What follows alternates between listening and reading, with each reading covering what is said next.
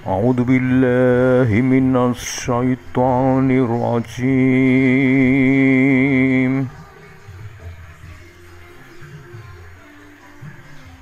بسم الله الرحمن الرحيم.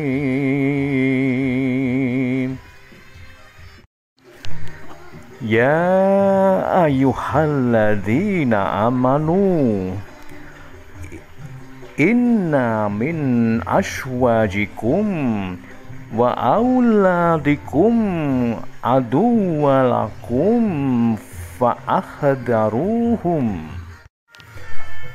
wa in takfu wa tashfahu wa takfiru fa innallaha ghafurur rahim. Surat At-Taghabun ayat 14. Wahai orang-orang yang beriman, sesungguhnya di antara istri-istrimu dan anak-anakmu ada yang menjadi musuh bagimu. Maka berhati-hatilah kamu terhadap mereka. Jika kamu memaafkan, menyantuni, dan mengampuni mereka, sesungguhnya Allah Maha Pengampun lagi Maha Penyayang. Assalamualaikum warahmatullahi wabarakatuh. Sugeng sonten dulur-dulur, para pecinta channel Rusman. Kali ini saya ingin mengajak Anda semuanya untuk berdiskusi tentang wayang. Wayang itu salah satu budaya produk asli leluhur kita ya. Tentang Mahabharata, Bharatayuda, bercerita tentang sosok Semar, bercerita tentang sebagian Ramayana dan sebagainya. Pasti di antara teman-teman ada yang bertanya, mengapa kalau akan berkisah tentang wayang, saya mengawalinya dengan surat At-Taghabun ayat 14. Ya, memang lakon yang akan saya angkat ini berkaitan dengan firman Allah dalam ayat tersebut. Kalau kita cermati makna dari isi ayat itu tadi, maka itu merupakan satu peringatan bagi kita semuanya bahwa kita sebagai kepala keluarga ya, khususnya pada teman-teman kita yang kaum pria, harus pandai-pandai mengelola komunikasi keluarga kita. Maka untuk lebih jelasnya saya akan berkisah mengenai suatu lakon dalam pewayangan yang disebut sebagai Perang Gojali Suto. Perang Gojali Suto. Gojali itu adalah ayah, Suto itu anak. Jadi firman Allah di dalam surat At-Taghabun ayat 14 tadi, itu dalam kisah wayang juga ada. Perang antara ayah dan anak. Ini dikisahkan Kresna sebagai seorang ayah mempunyai anak yang bernama Raden Sitijo. Nah, orang mengenalnya sebagai Bumo Narokosuro itu ya. Itu suatu saat pernah terjadi perselisihan hebat antara anak dan ayah itu. Nah, ini secara lengkap akan saya kisahkan. Perang Gojali Suto ini merupakan perang besar seperti halnya Bharatayuda ya. Bahkan Kinarto Sabdo menyebutkan sebagai salah satu perang dunia, perang dunia ketiga. Karena perang ini melibatkan banyak orang, banyak hulu balang, banyak tentara, dan korbannya juga tidak sedikit, seperti halnya Bharatayuda itu. Tapi nanti dulu. Sebelumnya saya akan menjelaskan sedikit tentang sosok Prabu Kresna ini ya. Siapakah Kresna itu? Dia tiada lain adalah raja di kerajaan Dwarawati. Konon Prabu Kresna adalah titising Bathara Wisnu. Bathara Wisnu yang bertugas mengatur kesejahteraan umat manusia tidak bisa langsung bekerja sendiri. Untuk itu dia harus menitis atau menyusup rohnya ke dalam wadah orang-orang tertentu. Salah satunya adalah Prabu Kresna. Sedangkan Sitijo itu siapa? Sitijo itu adalah anaknya Dewa Wisnu, ya. Jadi Wisnu dulu pada waktu masih di alam kadewatan, di alamnya dewa, itu pernah menikah dengan seorang perempuan yang bernama Dewi Pratiwi atau Pertiwi. Dewi Pratiwi ini adalah penguasa kerajaan Eko Pratolo atau bumi Sab ke-1. Di sanalah Dewi Pratiwi mesanggrah menjadi penguasa, dan kemudian pernikahan antara Dewa Wisnu dengan Dewi Pratiwi ini melahirkan 2 anak. Anak yang pertama pria, yaitu Raden Sitijo ini. Anak yang kedua seorang perempuan bernama Dewi Siti Sundari. Nah, ketika sudah besar, Raden Sitijo dan Dewi Siti Sundari menanyakan pada ibunya, siapakah sebetulnya ayahnya. Dijawab oleh ibunya bahwa ayahnya adalah Dewa Wisnu.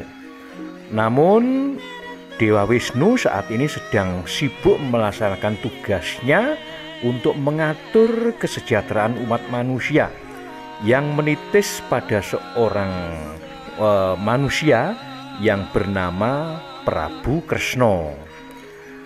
Akhirnya 2 anak tadi bersepakat minta izin untuk menyusul ayahnya yang sekarang berada di kerajaan Dwarawati itu. Meskipun oleh ibunya sudah diperingatkan bahwa alam manusia itu adalah alam yang sangat jahat ya, banyak sekali orang-orang yang berbuat dolim pada orang lain, namun kedua anak itu tetap bersikeras untuk menyusul ayahnya. Oleh karena itu Dewi Pratiwi memberikan bekal kepada Raden Sitijo, yaitu sebuah senjata yang disebut sebagai Kembang Wijaya Mulya. Kembang Wijaya Mulya ini merupakan cangkokannya dari Kembang Wijaya Kusumo yang saat ini dipegang oleh Wisnu atau dipegang oleh Kresna.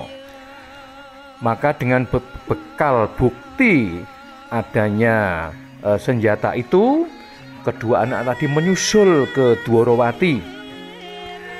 Kresna yang semula tidak mengira mempunyai 2 anak itu yang merupakan warisan dari Dewa Wisnu, namun mau tidak mau harus mengakui karena kebetulan Sitijo membawa bukti Kembang Wijaya Mulya itu.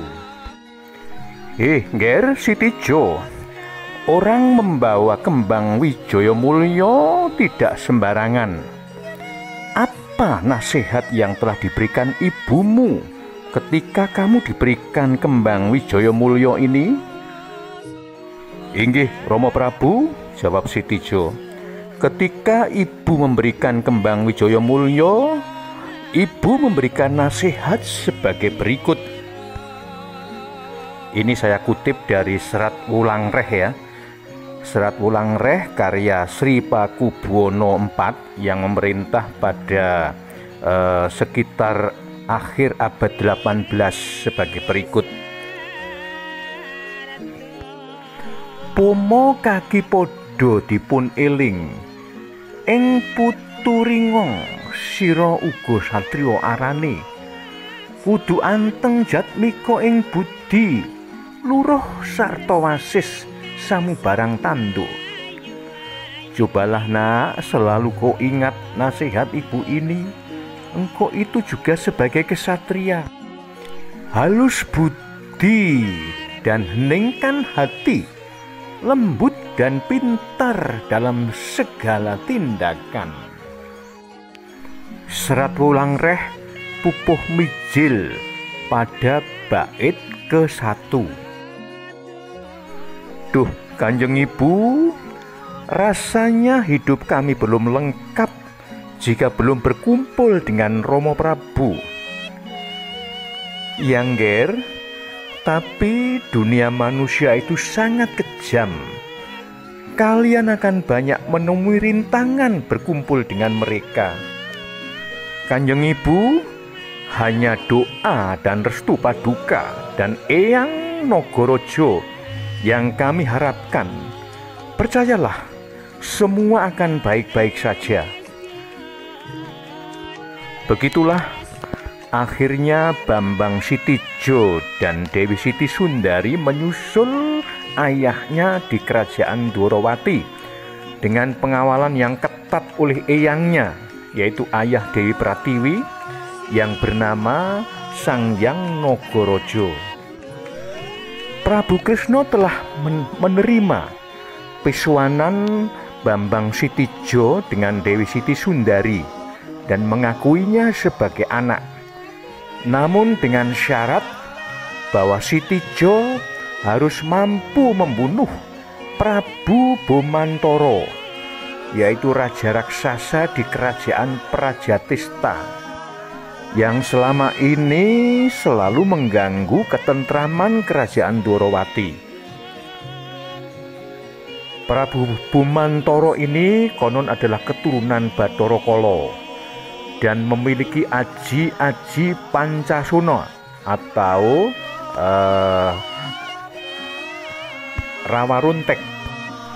Namun dengan berbekal kembang Wijaya Mulya itu, Bambang Sitijo mampu membunuh Prabu Bomantara.